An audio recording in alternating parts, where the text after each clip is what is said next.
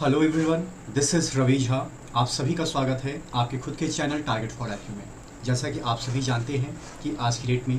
Bihar PCSG का exam conduct हुआ है और उसी के पेपर के डिस्कशन के रिगार्डिंग आज आपके साथ मेरी मुलाकात हो रही है। इसमें कोई भी दो राय नहीं है कि इस बार का जो पेपर है विगत वर्षों की तुलना में थोड़ा सा कॉम्प्लिकेटेड था,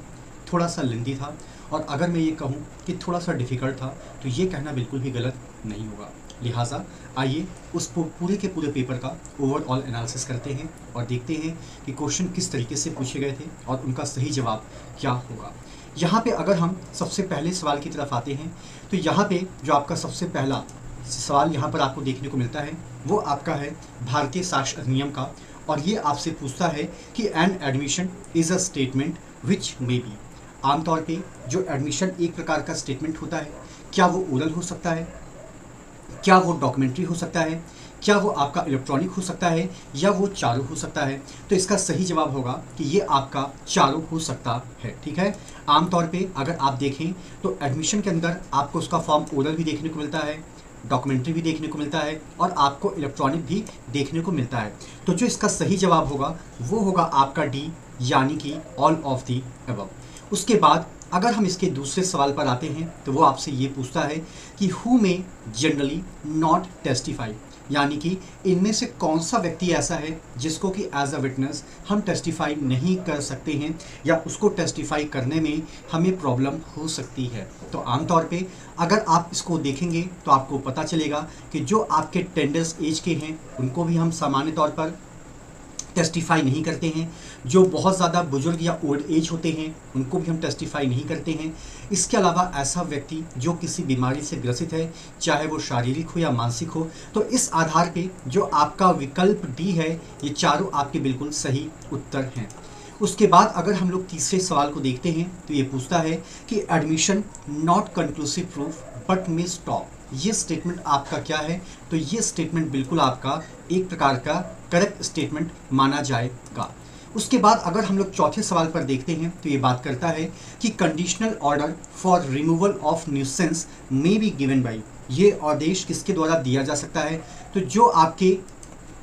DM होते हैं उनके द्वारा भी दिया जा सकता है, जो आपके SDM होते हैं उनको द्वारा भी दिया जा सकता है, इवन तो जो आपके एग्जीक्यूटिव मजिस्ट्रेट होते हैं उनके द्वारा भी ये आदेश दिया जा सकता है। तो इसका जो सही जवाब होगा वो होगा आपका ऑल ऑफ दी अबव। उसके बाद अगर हम लोग सवाल नंबर 5 की तरफ आते हैं तो ये पूछता है कि any offence under the Indian penal code may be tried by. आमतौर पे ये आपसे ये पूछ रहा है कि आमतौर पे IPC में जितने भी तरह के ऑफेंसेस हैं उनका ट्रायल किसके द्वारा किया जा सकता है। तो आमतौर पे अगर हम प्रॉपर ट्रायल की बात करें तो वैसे तो आपको CRPC में हाई कोर्ट भी देखने को मिलता है, लेकिन यहाँ पे अगर हम देखें तो जो इसका विकल्प C है वो आपका मोस्ट एप्रोप्रिएट आंसर है, जो बात करता है any other court by which such offence is shown in the first schedule to be triable, और ये आपको CRPC में देखने को मिलता है। उसके बाद अगर हम लोग सवाल नंबर 6 पर आते हैं तो ये बात करता है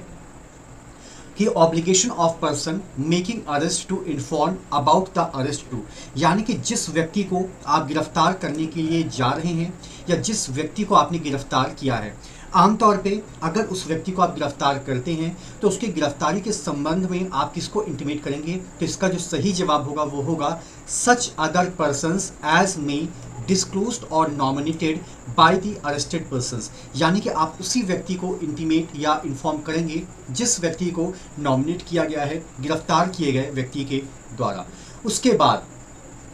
आपका जो अगला सवाल है वो बात करता है कि suit of a public nuisance may be instituted. तो आमतौर पे अगर आप इसके सही जवाब को देखेंगे तो इसके अंदर आपको एडवोकेट जनरल भी सही जवाब है, और इसके अंदर with the leave of the court by 2 और मोर पर्सन्स। तो इसका जो सही जवाब होगा वो होगा आपका विकल्प नंबर डी, जिसके अंदर A और D दोनों के बारे में बात की गई है। उसके बाद अगर हम लोग सवाल नंबर 8 पर आते हैं तो ये बात करता है कि when offense of defamation under the IPC is alleged to have been committed against a person who is the President of India, the Vice President of India or the Governor of a state, which court may take a cognizance। तो आमतौर पे किस court के द्वारा cognizance लिया जाता है, तो वो कोर्ट होती है आपकी सामान्य तौर पर अगर आप देखेंगे तो वो आपको देखने को मिलता है द कोर्ट ऑफ सेशन। ये वो कोर्ट है जो सामान्य तौर पर कॉग्निजेंस को लेती है, ठीक है। उसके बाद अगर हम लोग इसके अगले सवाल पर आते हैं तो अब आपको देखने की ज़रूरत है कि the court of small cause is established by, तो जो स्मॉल कॉजेज कोर्ट होती हैं उनका एस्टैब्लिशमेंट सामान्य तौर पर स्टेट गवर्नमेंट के द्वारा ही किया जाता है। उसके बाद अगर हम लोग सवाल नंबर 10 की बात करते हैं, ये पूछता है कि प्लीडिंग से आपका क्या तात्पर्य है। तो अगर हम प्लीडिंग के तात्पर्य की बात करें तो इसके अंदर प्लेंट का भी जिक्र होगा, इसके अंदर आपके रिटर्न स्टेटमेंट का भी जिक्र आपको देखने को मिलता है, ठीक है। उसके बाद अगर हम लोग सवाल नंबर 11 की बात करते हैं तो ये बात करता है कि द डॉक्ट्राइन ऑफ रस गैशे किस बारे में बात करता है। तो ये शब्द आप लोगों ने कई बार देखा होगा, सुना होगा और पाया होगा कि the relevancy of facts forming part of the same transaction. So I don't think so इसको आइडेंटिफाई करने में आपको किसी प्रकार की कोई मुश्किल का सामना करना पड़ा होगा।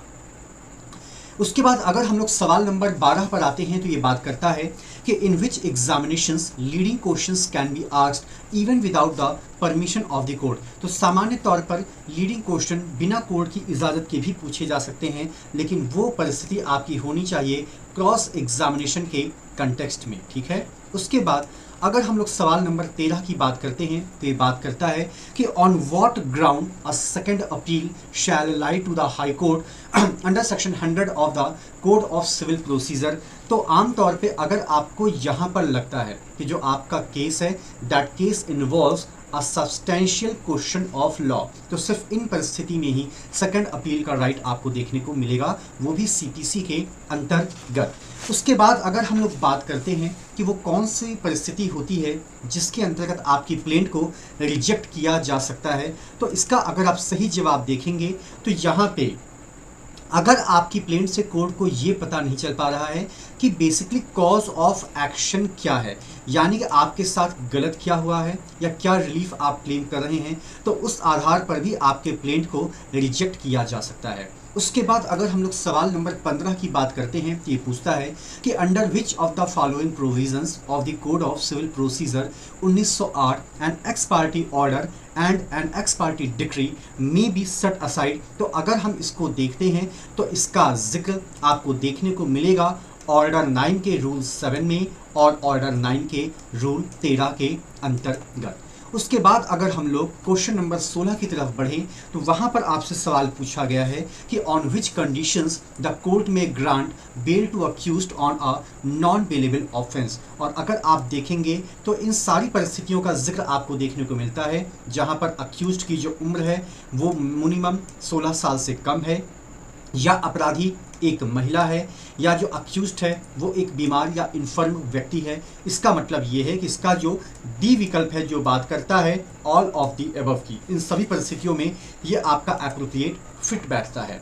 उसके बाद अगर हम लोग सवाल नंबर 17 की बात करते हैं तो ये पूछता है कि विच is not under the control of the high court in the following cases. तो इसके अंदर जो आपके एग्जीक्यूटिव मजिस्ट्रेट होते हैं ये हाई कोर्ट के कंट्रोल में नहीं होते हैं। उसके बाद अगर हम लोग बात करें कि the decision of the arbitral tribunal is called, तो आर्बिट्रल ट्रिब्यूनल का जो डिसीजन होता है आमतौर पे हम लोग उसको अवार्ड की संज्ञा देते हैं। उसके बाद क्वेश्चन नंबर 19 की तरफ बढ़ते हैं तो under whose directions the same जज of the court of small cause shall be the जज of more than one such court. और ये किसकी रिकमेंडेशन पर होता है, तो ये रिकमेंडेशन की जाती है माननीय राज्य सरकार की तरफ से।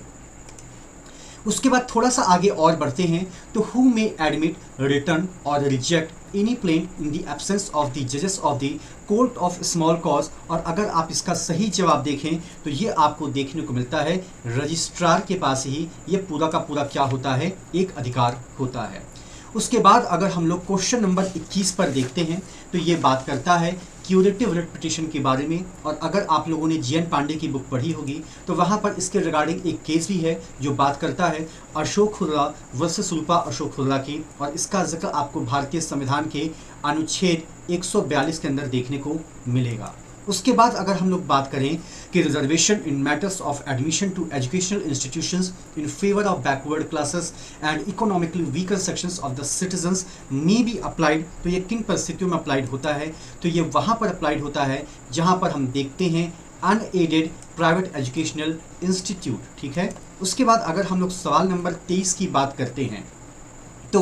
यहाँ पर शब्द आपका दिया गया है आर्म्ड रिबेलियन। अगर आपने गौर किया होगा तो अर्लियर यहाँ पर एक शब्द देखने को मिलता था, it talks about the concept of the internal disturbance, और ये आपके भारतीय संविधान में जो आपका 44वां संशोधन हुआ था उसके तहत इसको शामिल किया गया था। उसके बाद अगर हम लोग थोड़ा सा आगे और बढ़ते हैं तो जो सवाल नंबर 24 है ये आपके केस लॉज को लेकर बात करता है। अब अगर हम अडल्ट्री की बात करते हैं तो अडल्ट्री का सीधा सीधा संबंध आपको देखने को मिलता है आपके Joseph Shine versus union of India वाले केस से। उसके बाद अगर हम 377 की बात करें जो वर्तमान में बहुत ही ज़्यादा चर्चा का विषय है, even though honourable supreme court of India ने इसके ऊपर अपने जजमेंट को भी रिजर्व कर रखा है, तो ये केस आपको देखने को मिलता है नवतेज सिंह जौहर वर्सेस यूनियन ऑफ इंडिया। उसके बाद अगर हम लोग temple entry ban on class of women की बात करते हैं तो आमतौर पर इस केस का ताल्लुकात आपको देखने को मिलता है, परंपरा जो है वो अमूमन ये कहती है Common Cause registered Union of India.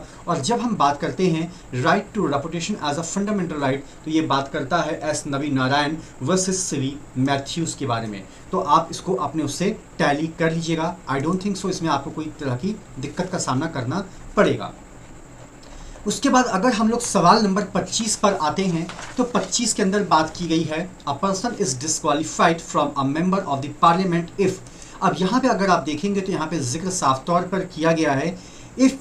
So disqualified bye और under any law made by the parliament, और राहुल गांधी का रिसेंट केस आपको इसके अंदर देखने को मिलता है। उसके बाद अगर हम थोड़ा सा आगे और बढ़ते हैं तो बात की गई है कि the power of the president of India to issue an ordinance, ये अपने आप में किस तरह की पावर है, तो ये अपने आप में एक प्रकार की लेजिस्लेटिव पावर है। उसके बाद अगर हम लोग सवाल नंबर 27 पर आते हैं तो सुप्रीम कोर्ट के एक केस लॉ का जिक्र किया गया है जो है आपका IR Coelho versus state of Tamil Nadu, जिसमें इस बात का जिक्र किया गया है कि any law that abridges or abrogates any of the fundamental rights even if placed in the 9th schedule, तो ये आपको देखने को मिलता है कि can be tested on the basis of basic structure only if it has been placed in the 9th schedule on or after 24th of April 1973। तो यहाँ पर ये जो डेट है ये आपके लिए महत्वपूर्ण है और 9th शेड्यूल का जिक्र तो आपको वैसे भी देखने को मिल गया।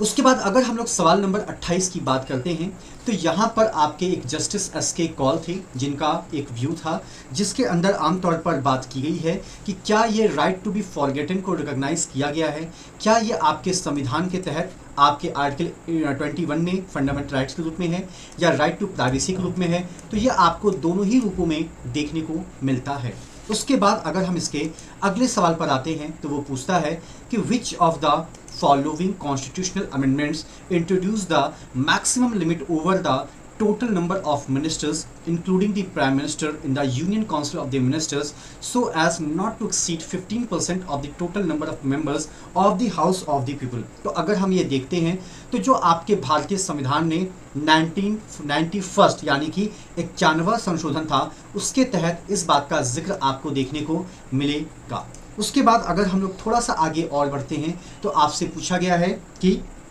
विच of the following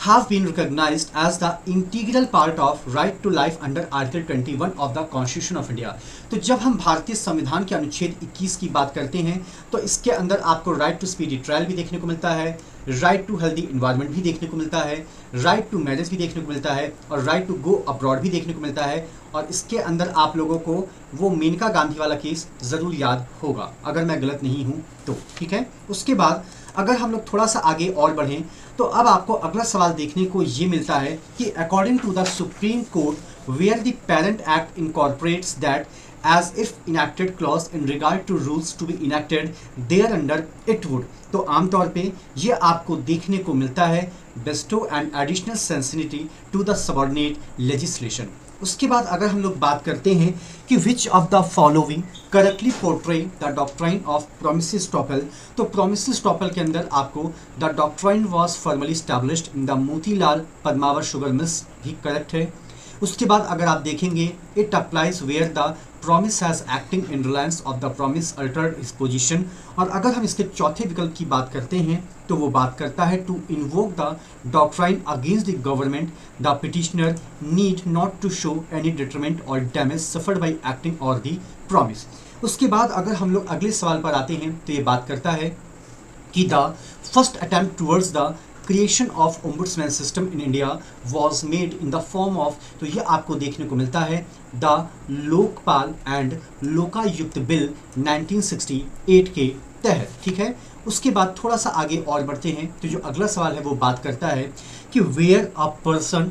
legally does some work from or delivers something to the government not intending to act gratuitously and the same is accepted, then in the absence of valid contract such person may claim compensation from the government। उसके बाद अगर हम थोड़ा सा आगे और बढ़ें तो जो अगला सवाल है वो आपका एक केस लॉ को लेकर बात करता है, जिसके तहत आपको कंडीशनल लेजिस्लेशन जैसा शब्द देखने को मिलेगा। और जब कंडीशनल लेजिस्लेशन देखने को मिलता है तो इसका मतलब ये है कि वहाँ पर ज़रूर आपको हमदर्द दवाखाना वर्सेस यूनियन ऑफ इंडिया वाला केस भी देखने को नज़र आता है। ठीक है, उसके बाद अगर हम थोड़ा सा आगे और बढ़ते हैं तो अब आपको देखने को मिलेगा कि which of the following is not an instance of the procedural ultra vires of the delegated legislation। और अगर हम इसकी बात करते हैं तो यहाँ पर साफ तौर पर लिखा गया है कि prescribing limitation period for taking recourse to a tribunal। उसके बाद अगर हम लोग सवाल नंबर 37 की बात करते हैं तो ये बात करता है कि for adjudicating validity of the administrative action consideration of the legitimate expectation forms part of the, तो इसके अंदर आपको दो चीज़ें देखने को मिलती हैं। पहली बात कि the principle of non arbitrariness under article 14 और दूसरी बात ये करता है रूल ऑफ लॉ की। तो इस तरीके से आपके दोनों विकल्प बिल्कुल सही दिए गए हैं। उसके बाद अगर हम लोग सवाल नंबर 38 की बात करते हैं, ये पूछता है कि हाई कोर्ट की जो जुरिडिक्शन है वो किस रूप में आपको देखने को मिलती है। तो ये आपको अपीलेट भी देखने को मिलती है एज वेल एज ये आपको सुपरवाइजरी भी देखने को मिलती है। उसके बाद अगर हम लोग सवाल नंबर 39 की बात करते हैं कि एन एडमिनिस्ट्रेटिव एक्शन और decision may be set aside in the exercise of the courts power of the judicial review on the ground of, तो इसका सीधा सीधा मतलब आपके मैलाफाइड इंटेंशन से ही है। उसके बाद अगर हम थोड़ा सा आगे और बढ़ें तो जो सवाल नंबर 40 है ये आपका बात करता है कि the principle that compensation for violation of fundamental rights under article 21 can be allowed as it is a public law wrong to which the doctrine of sovereign immunity does not apply was affirmed in the case of। तो यहाँ पर जिस case के बारे में बात की गई है वो केस है आपका Nilabati Behera versus state of Orissa. उसके बाद अगर हम लोग अगले सवाल की बात करते हैं तो ये बात करता है कि जो freedom of conscience and freedom of profession practice and propagation of religion है, अगर हम इसको देखें तो इसके अंदर आपको पब्लिक ऑर्डर देखने को मिलेगा, इसके अंदर आपको मोरालिटी देखने को मिलती है, इसके अंदर आपको हेल्थ और आपके जो अदर फंडामेंटल राइट्स हैं वो भी आपको देखने को मिलते हैं। ठीक है, उसके बाद थोड़ा सा आगे और बढ़ते हैं तो जो अगला सवाल है आपका वो बात करता है कि the right of reproductive autonomy dignity and privacy under article 21 is also available to an unmarried women. और आमतौर पे ये रिसेंट का केस है और आमतौर पे अगर आपने इसको हल्का सा भी देखा होगा तो जितने भी ऐसे लैंडमार्क जजमेंट्स हैं आमतौर पे वहाँ पर आपको एक नाम देखने को ज़रूर मिलेगा और वो नाम है हमारे भारत के मुख्य न्यायाधीश honourable justice doctor Dushyant Dave Chandrachud यानी कि DY चंद्रचूड़ जी का। तो मेरे हिसाब से जो विकल्प चौथा है ये मोस्ट अप्रोप्रिएट आंसर आपका देखने को मिलता है। उसके बाद अगर हम लोग बात करते हैं कि द एज ऑफ जज of the supreme court shall be determined by such authority as may be provided. तो देखिए अगर हम लोग यहाँ पे अगर अथॉरिटी शब्द नहीं आता तब तो सीधी सी बात है हम पार्लियामेंट ऑफ इंडिया पे टिक करते, लेकिन चूंकि यहाँ पर अथॉरिटी का जिक्र आ गया है और अथॉरिटी के सेंस में अगर आप देखेंगे तो वहाँ पे जो सुप्रीम अथॉरिटी होती है वो होती है प्रेसिडेंट ऑफ इंडिया यानी कि भारत के राष्ट्रपति। ठीक है, उसके बाद यहाँ पे अगर हम लोग अगले क्वेश्चन की बात करते हैं कि which of the following known is the habeas corpus case, तो ऐसा हो नहीं सकता है कि हैबियस कॉर्पस का नाम आए और आपको ADM जबलपुर वर्सेस शिवकांत शुक्ला देखने को ना मिले। ठीक है, उसके बाद अगर हम लोग अगले सवाल पर आते हैं तो वो आपसे पूछता है कि which of the following is not a state under article 12 of the constitution, और इसके अंदर जो आपका सही जवाब होगा वो होगा BCCI, that is board of control for cricket in India. उसके बाद अगर हम लोग सवाल नंबर 46 की बात करते हैं तो ये पूछता है कि which article is related to the promotion of cooperative societies, और ये आपको अनुच्छेद 43B में देखने को मिलता है। उसके बाद अगर हम लोग बात करते हैं कि which articles of the constitution gives a constitutional status to the theory of the precedents in respect of the law declared by the supreme court of India, तो ये आपको क्लियर कट देखने को मिलता है भारतीय संविधान के अनुच्छेद 141 के तहत। उसके बाद अगर हम लोग आगे बढ़ते हैं तो ये बात करता है कि the doctrine of res judicata does not apply in case of writ. तो यहाँ पे जिस रिट का सवाल आपसे पूछा जा रहा है, अगर आप उस रिट को देखेंगे तो वो आपको हैबेस कॉर्पस यानी कि बंदी प्रत्यक्षीकरण के रूप में देखने को मिलता है। उसके बाद अगर हम लोग सवाल नंबर 49 की बात करते हैं तो इसमें सिंपली डायरेक्ट सवाल आपसे पूछा गया है कि भारतीय संविधान में टोटल कितने शेड्यूल आपको देखने को मिलते हैं, तो टोटल 12 शेड्यूल आपको देखने को मिलेंगे। ठीक है। उसके बाद अगर हम लोग बात करते हैं कि during the period of the proclamation of emergency, ठीक है, the term of Lok Sabha can be extended for a period of, तो यहाँ पर किसी भी परिस्थिति में जो पीरियड होता है वो आपका 1 साल से ज़्यादा नहीं बढ़ेगा। ठीक है। उसके बाद अगर हम लोग बात करते हैं कि the short title of the constitution of India is contained in, तो आमतौर पे ये आपको देखने को मिलता है भारतीय संविधान के अनुच्छेद 393 के तहत। उसके बाद अगर हम लोग आगे बात करते हैं तो who remark it is logically impossible to distinguish administrative law from the constitutional law and all attempt to do so are artificial, तो इसका जो सही जवाब होता है वो ज्यूरिस्टिक्स आपको देखने को मिलेंगे। उसके बाद अगर हम लोग बात करते हैं कि इन एडीएम जबलपुर वर्सेस शिवकांत शुक्ला का जो केस था, अब इस केस में बात की गई थी आपके किसके, वो अभी हम लोगों ने थोड़ी देर पहले डिस्कस किया है, लेकिन अब यहाँ पे आपसे ये पूछा गया है कि ये ऑब्जर्वेशन किसके द्वारा किया गया था, तो ये ऑब्जर्वेशन किया गया था ऑनरेबल जस्टिस खन्ना जी के द्वारा। उसके बाद अगर हम लोग इसके अगले सवाल पर आते हैं तो ये एक मैगजिम्स है जिसके बारे में आपसे पूछा गया है, या ये मैगजिम्स नहीं, माफ़ कीजिएगा, ये प्रॉपर एक बुक है जिसके अंदर बात की गई है आपके डॉक्ट्राइन ऑफ सेपरेशन के बारे में। तो इसका जो सही जवाब है कि ये बुक आखिर किस ईयर में पब्लिश हुई थी, तो वो हुई थी आपकी 1748 में। उसके बाद जो आपका अगला सवाल बात करता है वो बात करता है कि जो आपके Henry 8 clause relate to the power of, तो इनका संबंध आपको किस में देखने को मिलता है, तो ये बात करते हैं रिमूविंग ऑफ द डिफिकल्टीज के बारे में। उसके बाद यहाँ पे अगर बात की जाए तो विच of the following is an incorrect statement, तो इसके अंदर आपको असत्य कथन को फाइंड आउट करना है, तो इसका जो सही जवाब होगा वो होता है delegated legislation is open to attack on the ground of the excessive delegation. उसके बाद अगला जो आपका सवाल है वो बात करता है कि which of the following case has been described as stated as the Magna Carta of the natural justice, और ये बात करता है रिस वर्सेस बर्विन का 1964 का केस है। उसके बाद अगर हम लोग थोड़ा सा आगे और बढ़ते हैं तो यहाँ पे judgment of AK Kariappa versus union of India किस बारे में बात करता है, तो ये बात करता है आपसे पर्सनल बायस के बारे में। उसके बाद अगर हम लोग अगले सवाल पर आते हैं, ये पूछता है कि which one of the following does not relate to the nemo debet esse judex in propria causa, और इसका मतलब आमतौर पे ये होता है कि जजेस like seizures wife should be above suspicion. ठीक है। उसके बाद अगर हम लोग बात करते हैं कि मेंडेमस की जो रिट होती है किसके अगेंस्ट लाई नहीं होती है, तो it does not lie against the ministerial employ.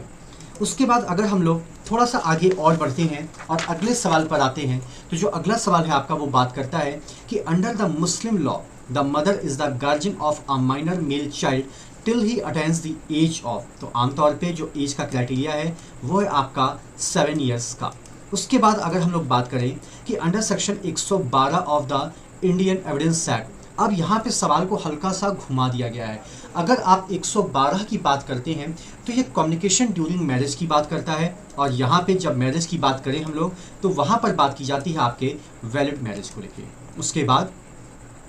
अगर हम लोग अगले सवाल पर बात करते हैं तो अगला सवाल है gift made to a non Muslim under the Muslim law will be. तो आमतौर पे ये आपको देखने को मिलता है एक प्रकार से क्या, एक प्रकार से वैलिड, ठीक है। उसके बाद अगर हम लोग बात करते हैं कि जो आपका सुन्नी सेक्ट है इनको कितने स्कूल्स में डिवाइड किया गया है, तो टोटल आप इसको इसके अंदर 4 स्कूल्स नज़र आते हैं, ठीक है। उसके बाद अगर हम लोग अगले सवाल पर आते हैं तो ये बात करता है कि gift to a minor is valid if the possession is transfer to. तो आमतौर पे जो पोजीशन है अगर आप उसके फादर को ट्रांसफर कर रहे हैं तो ज़रूर वो गिफ्ट आपका वैलिड माना जाएगा। उसके बाद which is not the modern source of the Hindu law. तो इसके अंदर precedent, legislation, justice, equity and good conscience है, लेकिन जो आपके धर्मशास्त्रार्थ हैं ये आपके मॉडर्न सोर्स में कंसीडर्ड नहीं किए जाते हैं। उसके बाद अगर हम लोग वैलिड इंडोमेंट की बात करते हैं तो आम तौर पे इसके अंदर आपको ये देखने को मिलता है कि ये अपने आप में कंप्लीट होना चाहिए, स्पेसिफिक होना चाहिए और अपने आप में डेफिनेट भी ज़रूर होना चाहिए। उसके बाद अगर हम लोग बात करें ब्रिज नारायण वर्सेस मंगला प्रसाद का जो आपका केस है ये आपका किससे रिलेट करता है, तो ये साफ तौर पर आपका बात करता है आपके पार्टीशन से, ठीक है। उसके बाद अगर हम थोड़ा सा आगे और बढ़ते हैं तो अब आपको अगले सवाल पर चलने की ज़रूरत है और जो आपका अगला सवाल है वो बात करता है कि हाउ मेनी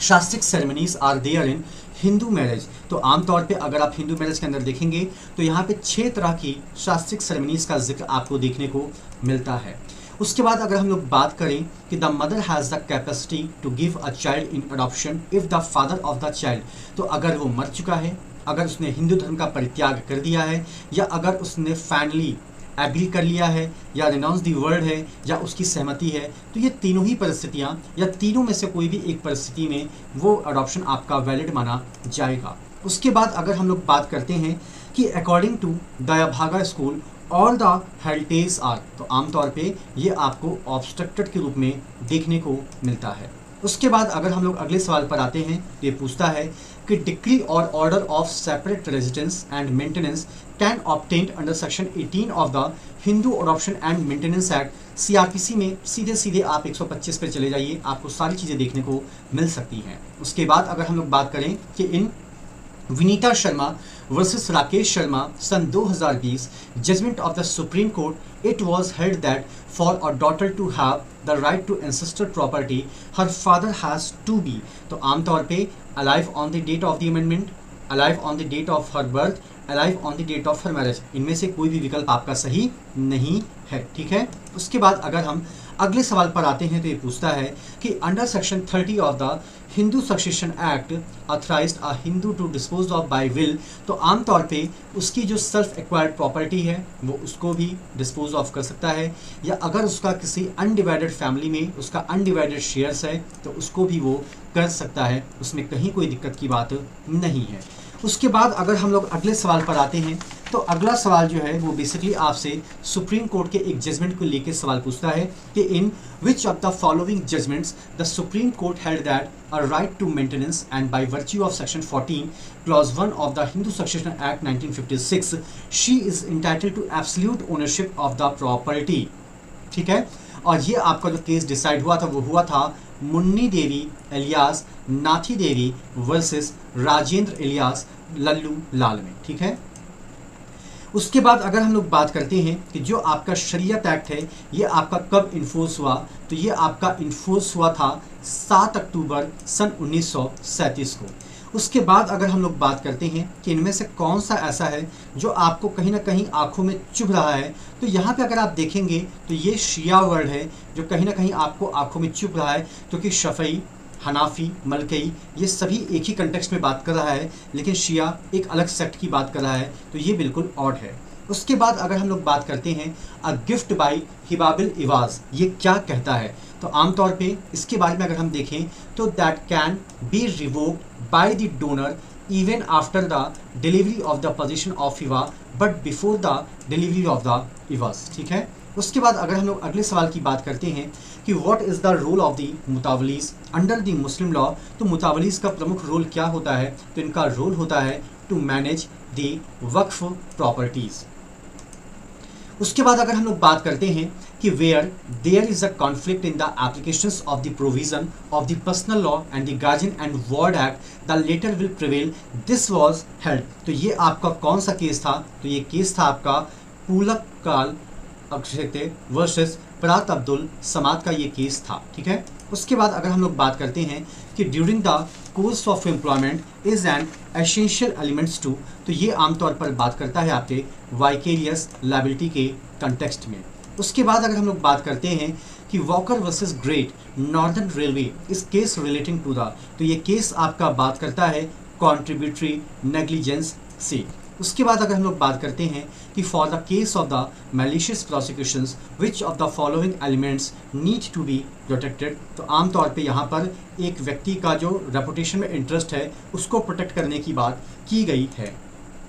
उसके बाद अगर हम लोग बात करते हैं कि which chapter of the Indian contract act 1872 contains the provision relating to the quasi contract, तो आमतौर पे ये चैप्टर नंबर 5 के बारे में आपसे बात कर रहा है। उसके बाद अगर हम लोग बात करते हैं आपके अगले सवाल को लेकर, तो ये पूछता है कि A agrees to sell to B 100 tons of oil. अब ये जो एग्रीमेंट है ये आपका क्या होगा? यहाँ पे ऑयल की तो बात की गई है, लेकिन किस ऑयल की बात की गई है इसको लेकर कोई भी सर्टेनिटी नहीं है। तो इस आधार पर ये जो आपका एग्रीमेंट होता है ना, ये आपका प्योरली वॉइड माना जाता है, इसमें कहीं कोई दो राय बिल्कुल भी नहीं है। उसके बाद अगर हम लोग बात करते हैं कि हु वॉज द जज in the famous case of the Hadley versus Baxendale, तो इसके अंदर जो जस्टिस आपको देखने को मिलते हैं वो देखने को मिलते हैं एडवर्ड एल्डरसन के नाम के रूप में।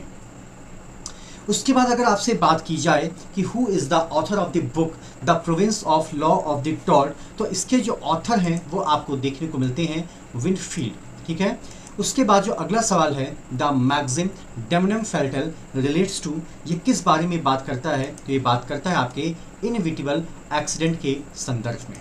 उसके बाद अगर हम लोग आगे बढ़ते हैं तो इसमें पूछा गया है कि which of the following is a remedy for nuisance, तो यहाँ पे अगर आप न्यूसेंस की रेमेडी को देखेंगे तो वो रेमेडी आपको अबेटमेंट के रूप में भी देखने को मिलती है, ठीक है, डैमेज के रूप में भी देखने को मिलती है और इंजंक्शंस के रूप में भी देखने को मिलती है। तो इस हिसाब से आपका जो विकल्प डी है वो आपका बिल्कुल सही होगा। उसके बाद अगर हम लोग बात करें कि which of the following is a leading case on the doctrine of the impossibility, तो ये लीडिंग केस है आपका टैलर वर्सेस कॉर्वेल का। उसके बाद अगर हम लोग बात करते हैं कि what is the nature of damage in contract, तो कॉन्ट्रैक्ट के अंदर जो डैमेज का जो नेचर होता है वो आमतौर पे आपका लिक्विफाइड ही होता है।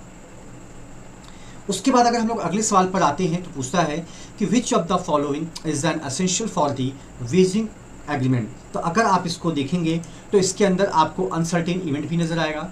म्यूचुअल चांस फॉर गेन और लॉस भी नजर आएगा and parties have no control over the event भी नजर आएगा। तो इस हिसाब से आपका जो विकल्प डी है ये आपका बिल्कुल सही है। उसके बाद अगर हम लोग बात करते हैं तो आपका अगला पार्ट है कि which sections of the Indian contract act provides that an agreement in restraint of trade is what. Direct सवाल है तो इसका डायरेक्ट जवाब भी आपको देखने को मिलता है धारा 27 के बारे में। उसके बाद अगर हम लोग आगे बढ़ें कि who among the following was the जज relating to the case of Donoghue versus Stevenson, तो आमतौर पे इसका जो सही जवाब मुझे है वो है शायद लॉर्ड एटकिंसन। ये केस आप लोगों ने पढ़ा होगा जिसमें जिंजर की बोतल के अंदर उसको एक स्नेल मरा हुआ मिलता है, तो आमतौर पे यहाँ पर लायबिलिटी को लेकर भी बात की गई है। उसके बाद अगर हम लोग बात करते हैं कि नो फॉल्ट लायबिलिटी आपका किस मैटर के ऊपर एप्लीकेबल होता है, तो ये बात करता है आपका रेस इप्सा लोक्यूटर, और जो बात करता है थिंग्स स्पीक्स देमसेल्फ, यानी कि जो घटनाएं होती हैं वो आपकी स्वयं बोलती हैं।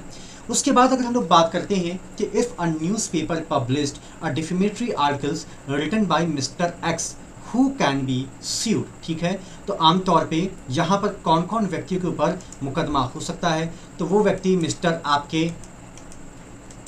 माफ़ कीजिएगा थोड़ा सा टेक्निकल क्लिंच आ गया, वो व्यक्ति आमतौर पे आपके मिस्टर एक्स भी हो सकते हैं, वो व्यक्ति उनका प्रिंटर भी हो सकता है, उनका पब्लिशर भी हो सकता है और उनका जो एडिटर है वो भी हो सकता है, यानी कि इन सभी के ऊपर मुकदमा फाइल हो सकता है। उसके बाद अगर हम लोग अगले सवाल की बात करते हैं तो ये पूछता है कि what kind of wrongs are not taught, तो इसके अंदर जो आपके सोशल हैं, आपके मोरल हैं और आपके रिलीजियस हैं, कुल मिला के ये चारों के चारों। उसके बाद अगर हम लोग बात करते हैं कि for vicarious liability a servant is a person, तो आमतौर पे ये आपको देखने को मिलता है on whom the master has command of what to do and how to do or whom the master can hire and fire। तो ये दोनों ही जवाब आपको देखने को मिलेंगे। उसके बाद अगर हम लोग अगले सवाल पर आते हैं तो ये बात करता है कि जो इंजुरिया सेंडेमनम है इसका तात्पर्य आपको किस रूप में देखने को मिलता है, तो ये बात करता है आपका लीगल इंजरी विदाउट डैमेज, और इसी का जो केस है वो एशवे वर्सेस वाइट का केस है। और अगला सवाल भी इसी से पूछा गया है जिसका सही जवाब होगा कि ये पूरा का पूरा केस आपका बेस्ड है आपके विनफील्ड की थ्योरी के ऊपर। उसके बाद अगर हम थोड़ा सा ऊपर और बढ़ें तो अब बात की जाती है an action for defamation can be brought by, तो आमतौर पे जो आपका इंडिविजुअल होता है वो भी एक्शन ब्रॉट कर सकता है और जो आपकी कंपनी होती है वो भी एक्शन ब्रॉट कर सकती है। उसके बाद अगर हम लोग बात करते हैं कि whether a man may lawfully shoot his neighbour's tamed pigeon if they are found damaging the crop, तो आमतौर पे इसका सही जवाब क्या होगा, क्या ऐसा कर सकता है? बिल्कुल नहीं। अगर हम मानते हैं कि उसके कबूतर से आपको कोई नुकसान भी हुआ तो आप डैमेज क्लेम कर सकते हैं, ना कि आप उसके कबूतर को शूट कर सकते हैं, क्योंकि शूट करना किसी भी तरीके से लॉफुल इस परिस्थिति में नहीं माना जाएगा और उल्टा आपके ऊपर भी एफआईआर हो सकती है। उसके बाद अगर हम लोग बात करते हैं कि इनविटेबल एक्सीडेंट का मतलब क्या होता है, तो इसका जो सही जवाब होता है वो ये है an unexpected injury which could not have been foreseen and avoided, यानी कि एक ऐसी इंजरी जिसको ना तो देखा जा सकता था ना ही टाला जा सकता था। ठीक है। उसके बाद अगर हम लोग अगले सवाल की बात करते हैं तो ये पूछता है कि नो फॉल्ट लायबिलिटी का मतलब क्या होता है, तो ये बात करता है absolute liability even without any negligence और दी फॉल्ट। ठीक है। उसके बाद अगर हम लोग अगले सवाल पर आते हैं तो ये पूछता है कि tort is a violation of, और ये क्वेश्चंस आपका रिपीट कई बार किया गया है इवन बिहार में भी और अलग अलग स्टेट में भी, तो इसका जो सही जवाब है वो आपको राइट इन रेम देखने को मिलता है। उसके बाद अगर हम लोग बात करते हैं, यहाँ पर एक प्रॉब्लम आपके सामने रखी गई है कि Ram saw that 2 horses ran away and were causing a lot of traffic inconvenience. He tried to stop the horses but got hurt in the process. Would he be able to claim damage from the owner of the horse? Of course, yes, वो owner से damage claim कर सकता है। उसके बाद अगर हम लोग बात करते हैं कि which of the following legal statement is correct, incorrect की बात यहाँ पर की गई है, तो यहाँ पर आपको बहुत आगे जाने की ज़रूरत नहीं है। And agreement enforceable by law is contract, अगर आप इसको ही देखें तो क्या इसका जिक्र सेक्शन 2 के क्लॉज ए में आपको देखने को मिलेगा? बिल्कुल नहीं। तो बस यहीं पर आप अपने सफ़र को रोक देंगे और यहीं से आपको आपके सवाल का सही जवाब देखने को मिल सकता है। उसके बाद अगर हम लोग बात करते हैं कि every promise and every set of promise forming the consideration for each other, आमतौर पे ये आपका क्या कहलाता है? ये आपका कहलाता है एक प्रकार से एग्रीमेंट। ठीक है। उसके बाद अगर हम लोग बात करते हैं कि any agreement the meaning of which is uncertain is, तो आमतौर पे इसके अंदर आपको देखने को मिलता है कि जब मीनिंग ही अपने आप में अनसर्टेन है तो वो अपने आप में भी क्या होगा? वॉइड होगा। उसके बाद अगर हम लोग बात करते हैं कि an offer is revoked by, तो ये ऑफर कब रिवोक किया जा सकता है? डेथ के केस में, इंसैनिटी ऑफ द प्रपोजर के केस में, लैप्स ऑफ टाइम के केस में, इवन की communication of notice of the revocation के केस में भी ऑफर को इजी वे में रिवोक किया जा सकता है। इसमें कहीं कोई दिक्कत की बात नहीं होनी चाहिए। उसके बाद अगर हम लोग अगले सवाल पर आते हैं तो ये पूछता है कि under the transfer of property act attached the earth का मतलब क्या है? तो इसका जो सही जवाब होगा वो डी होगा। आप तीनों को देख लीजिएगा, तीनों में ही आपको चीज़ें या तो ज़मीन से जुड़ी हुई नजर आएंगी या तो ज़मीन के साथ परमानेंट इंटेंट के साथ उनको अटैच किया गया होगा। उसके बाद अगर हम लोग बात करते हैं कि A transfer property to B for life and then B's such son from her B's intended marriage who first attain the age of 18 years the interest of the son in the properties, तो आमतौर पे ये एक प्रकार का contingent interest है, यानी कि ये जब चीज़ें घटित होंगी तब जाकर जो आपका इंटरेस्ट है वो आपका ट्रांसफ़र होगा। उसके बाद अगर हम लोग बात करते हैं कि a gift whole property to B, A व्यक्ति है जिसने अपनी पूरी प्रॉपर्टी बी को गिफ्ट कर दी है, out of which one property is under obligation for payment of डेब्ट the donee can take nothing by the gift unless he accept fully, ये जवाब जो है आपका बिल्कुल सही है। ठीक है, जिसके अंदर आपके फुल्ली को लेकर बात की गई है, तो इसको लेकर थोड़ा सा आप लोग अलर्ट रहने की ज़रूरत है। इसका जो सही जवाब होगा वो यही होगा, until he accept the fully. उसके बाद अगर हम लोग अगले सवाल पर आते हैं तो बात करता है कि in which of the following cases the rule against perpetuity is not applicable under the transfer of property act. आमतौर पे इसका जवाब आपको देखने को मिलता है, if the property is transferred for the purpose of creating a temple promoting sati. उसके बाद अगर हम लोग अगले सवाल पर बात करें कि where immovable property of one person is by act of parties or operation of law made security for the payment of money of another, this transaction is called. तो आमतौर पे इसको एक प्रकार से चार्ज की ही संज्ञा दी जाती है। उसके बाद अगर हम लोग बात करते हैं कि for the purpose of making a gift of immovable property the transfer must be affected by, तो यहाँ पे जो अफेक्टेड का जिक्र आपको देखने को मिलता है वो देखने को मिलता है डिलीवरी ऑफ पोजीशन के कंटेक्स्ट में। उसके बाद अगर हम लोग बात करते हैं आपके अगले सवाल की, तो ये पूछता है कि where on a transfer of property and interest therein is created in favour of a person to take effect only on the happening of a specified uncertain event, or if a specified certain event shall not happen, such person thereby acquires। तो ये अपने आप में एक प्रकार का implied interest होता है। उसके बाद अगर हम लोग बात करते हैं कि which of the following is not a equitable maxims, तो इसके अंदर आपको देखने को मिलता है कि equity links to form not to intent। उसके बाद अगर हम लोग बात करते हैं कि equity will not provide any remedy to a person, तो यहाँ पर आपको देखने को मिलता है, ये बात करता है कि acts contrary to good faith and act good conscience. उसके बाद अगर हम लोग बात करते हैं कि which of the following sections of the SRA provides that specific performance of contracts connected with the trust is enforceable, तो ये आपको देखने को मिलता है धारा 11 के अंतर्गत। उसके बाद अगर हम लोग बात करते हैं कि which of the following phrases or maxims is not phrase maxim of equity, तो इसके अंदर आपको देखने को मिलेगा कि delay does not defeat the equity. उसके बाद अगर हम लोग बात करते हैं आपके अगले सवाल की, तो ये बात करता है कि English law of equity can be applicable in India, तो इसके अंदर जो पहला सवाल है या जवाब है वो बात करता है it is in a state of uncertainty. ठीक है, उसके बाद अगला सवाल है कि x a trustee for Y of a policy of insurance has funds in hand for the payment of the premium. X neglects to pay the premium. The policy of insurance is consequently forfeited. Select a correct statement arising out of the situations, और इसका सही जवाब आपको देखने को मिलता है कि X is bound to compensate the loss to Y। उसके बाद अगर हम लोग बात करते हैं कि the injunctions can not be granted, तो आमतौर पे अगर हम इंजंक्शंस की बात करते हैं तो यहाँ पे when the plaintiff has no personal interest in the matter। उसके बाद अगर हम लोग अगले सवाल की बात करें, a Muslim and heir apparent to the property of her father B,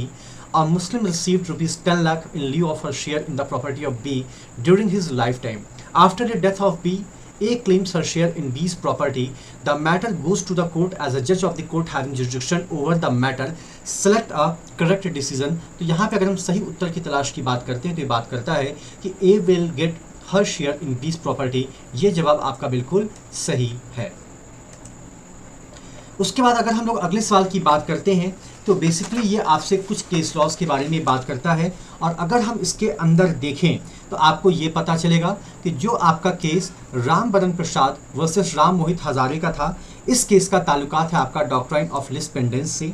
उसके बाद अगर हम बात करते हैं जयराम मुरलीधर वर्सेस अय्या स्वामी की, तो ये बात करता है रूल अगेंस्ट परपिट्यूटी की रिगार्डिंग। उसके बाद अगर हम लोग बात करें CIT Bombay versus Poddar cements की, तो ये डॉक्ट्राइन ऑफ मार्शिंग को एक बात करता है। और अगर हम लोग बात करते हैं JP बिल्डर्स वर्सेस रामादास की, तो ये डॉक्ट्राइन ऑफ पार्ट परफॉर्मेंस को लेकर बात करता है। उसके बाद अगर हम लोग बात करते हैं द राइट टू रिडीम और institute a suit for the redemption of the mortgage property is not possessed by, तो आमतौर पे इसका सही जवाब आपको देखने को मिलेगा अ सब्सिक्वेंट मोर्गेजी के कंटेक्स्ट में। उसके बाद अगर हम लोग बात करते हैं कि द प्रिंसिपल ऑफ फ्यूडिशियरी रिलेशनशिप, इसका जिक्र आपको इंडियन ट्रस्ट एक्ट के अंदर देखने को मिलता है धारा 88 के तहत। उसके बाद अगर हम लोग बात करते हैं कि X mortgage his agricultural land to Y for a sum of rupees 50 lakhs and got the mortgage deed registered according to the terms of mortgage deed. The period of mortgage was for 90 years and also that the mortgage was entitled to get the mortgage money at a time of his choice. Such mortgages. अब आमतौर पे यहाँ पर एक ही जवाब आपको देखने को मिल रहा है और वो बात कर रहा है आपके इंग्लिश मोर्गेज की, तो यहाँ पे आपको कोई बहुत ज़्यादा दिक्कत का सामना करना नहीं पड़ेगा, ठीक है। उसके बाद अगर हम लोग बात करते हैं कि the provision based on the doctrine of acceleration, इसका जिक्र आपको टीपीए में देखने को मिलता है धारा 27 के तहत। उसके बाद अगर हम लोग बात करते हैं आपके अगले सवाल की, तो ये सवाल आपसे पूछा गया है कि स्पेसिफिक गुड्स का मतलब क्या होता है। तो आमतौर पे एक ऐसा गुड्स जिसको आइडेंटिफाई किया गया है and agreed upon at the time of the contract. उसके बाद अगर हम लोग बात करते हैं कि which of the following is true as regards to the delivery of goods by the instalments provided under the sale of goods act, तो इसका सही जवाब आपको देखने को मिलता है कि the buyer is bound to accept the delivery by instalments only if agreed between the parties and the time of the contract, ठीक है। उसके बाद अगर हम लोग अगले सवाल की बात करें कि which one of the following statements can be deemed to be a promissory note, तो आमतौर पे अगर हम इसकी बात करते हैं तो आपको इसका सही जवाब देखने को मिलता है कि आई प्रॉमिस टू पे अ सम ऑफ रुपीज 50,000 ऑन 1 सितंबर 2023। उसके बाद अगर हम लोग बात करते हैं कि if the gift is accepted during the life of the donor but the donor dies before registration and the other formalities of the gift is, तो हम यही मान के चलेंगे कि the deemed to be accepted and therefore ये gift आपका क्या होगा, एक प्रकार से वैलिड गिफ्ट आपका माना जाएगा। उसके बाद अगर हम लोग बात करते हैं कि which on one of the following statement is not valid for issuing a bonus share, जिसका सही जवाब होता है आपका the bonus share shall not be issued in lieu of dividend. उसके बाद अगर हम लोग बात करते हैं कि which of the following is the implied authority of a partner, तो यहाँ पर पार्टनर की इम्प्लाइड अथॉरिटी को लेकर बात की गई है और इसका सही जवाब होगा to carry on the business of the firm in the usual way. उसके बाद अगर हम लोग बात करते हैं कि which of the following statement a seller partner of a sale of goodwill after dissolution can exercise the right, तो अगर इसकी हम बात करें तो इसका सही जवाब होगा he is entitled to carry on a business competing with that of a buyer of goodwill and he may also have advertised such business। उसके बाद अगर हम लोग बात करते हैं कि A draws a check in favor of M, a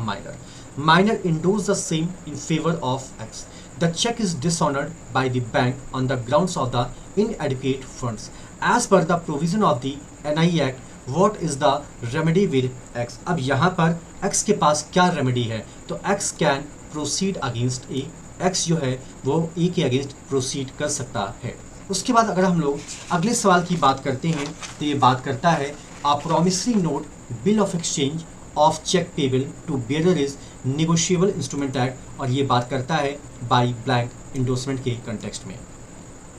उसके बाद अगर हम लोग बात करें कि while convening the meeting of the company of a resolution either ordinary or special was taken by the members in the following statement which matter does not relate to the special resolution, तो इसके अंदर जो खास चीज़ आपको देखने को मिलती है to alter और add to the articles of the association, इसका संबंध नहीं है। उसके बाद अगर हम लोग बात करते हैं कि under what circumstances in the following statements partnership shell not be treated partnership at will, तो यहाँ पे जो विकल्प डी है ये बात करता है कि where duration of partnership has been fixed but the partnership is made to continue without specifying any fixed duration for the same after the expiry of the fixed period, और यही एग्जैक्ट इंटरप्रिटेशन है partnership at will का। उसके बाद अगर हम लोग बात करते हैं a warranty is a stipulation collateral to the main purpose of the contracts, so the breach of the which gives rise to, तो ये बात करता है आपके damages के claim के context में। उसके बाद अगर हम लोग बात करते हैं कि in the below given statement what would be deemed to be partner in the partnership firm, तो आमतौर पे यहाँ पे जो विकल्प सी आपको देखने को मिलता है a widow of the deceased partner enters into partnership after the death of the husband and with the agreement of the other partners and getting share of profit. तो नीचे की जो 3 लाइनें हैं ना, इसी 3 लाइनों से आपको कन्फर्म ये सवाल हो जाएगा। उसके बाद अगर हम लोग अगले पार्ट की बात करते हैं कि where there is an unconditional contract for sale of specific goods in a deliverable state the property in the goods passes to the buyer। तो आमतौर पे अगर हम इसको देखें कि when the delivery of goods is taken by the buyer। उसके बाद अगर हम लोग अगले सवाल पर आते हैं कि in the below given statement when it would be treated as the inland instruments, तो इसके अंदर जो आपका पहला विकल्प है a promissory note, bill of exchange, check drawn or made in India and payable in or drawn upon any person resident in India shall be deemed to be inland instrument। यहाँ पे इन इंडिया के ऊपर आपको focus करने की ज़रूरत है। उसके बाद अगर हम लोग बात करते हैं कि which one of the following statement is not correct for a dormant partner. तो डोरमेंट पार्टनर के कंटेक्स्ट में एक बात साफ तौर पे कही गई है और वो बात क्या है, a dormant partner is not liable for the firm's liability to the outsiders. ठीक है, तो इसका मेरे हिसाब से जो सही जवाब होगा वो बी होना चाहिए। उसके बाद अगर हम लोग इसके अगले सवाल पर आते हैं तो ये बात करता है कि under section 275 of the companies act के कंटेक्स्ट में, और इसका जो सही जवाब होगा वो होता है to do all such things as may be necessary for winding up the affairs of the company and distributing the assets. उसके बाद अगर हम लोग सवाल नंबर 148 पर आते हैं, ये बात करता है कि in which of the following cases the transit of goods is deemed to come to an end. और ये बात करता है कि when the buyer or his agent in that behalf obtains the delivery of goods before their arrival at the appointed destination।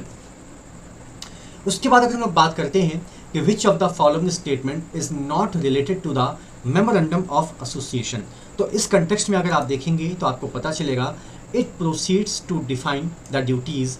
rights and powers of the governing bodies as between themselves and the company at large, the mode and form in which business of the company is to be carried on। और इसका जो आखिरी सवाल है वो बात करता है कि under the companies act 2013 which of the following is not related party with reference to a company. तो इसके अंदर जो सवाल का जवाब आपको देखने को मिलता है कि an advocate who has rendered advice, directions or any instructions to company on his personal capacity. तो ये आपका बिहार पीसीएसजे का पेपर है। इसमें आमतौर पे अगर मैं ये कहूँ कि ये पेपर कोई बहुत ज़्यादा इजी नहीं था तो ये कहना बिल्कुल सही होगा। आमतौर पे अगर आप इस पूरे के पूरे पेपर को ओवरऑल देखेंगे तो आपको ये समझने की ज़रूरत पड़ेगी कि कई बार चीज़ों को डायरेक्टली भी पूछा जा सकता था, लेकिन वहाँ पे डज नॉट, इज़ नॉट वगैरह डाल के क्वेश्चंस को कहीं ना कहीं कॉम्प्लिकेटेड कर दिया गया है। तो आप लोग ये मानकर चलिए कि इस एग्ज़ाम का जो भी कट ऑफ होगा या इसकी जो भी मेरिट आएगी वो काफ़ी कम हो सकती है या वो एक एवरेज मेरिट ही जाएगी। तो it's all about the today's discussion with your papers. ऐसा हो सकता है कि जो सवालों का जवाब मेरी तरफ से या हमारी टीम की तरफ से आपको दिए गए हैं उनके अंदर कुछ डिससिमिलरिटीज़ आपको आयोग के उत्तर के साथ देखने को मिल सकती है। तो इट्स बेटर कि आप आयोग की तरफ से जो जारी की गई उत्तर कुंजिका है आप उसका इंतजार करें। Thank you so much to all of you for all your love and support to the team of Target for IQ। Thank you.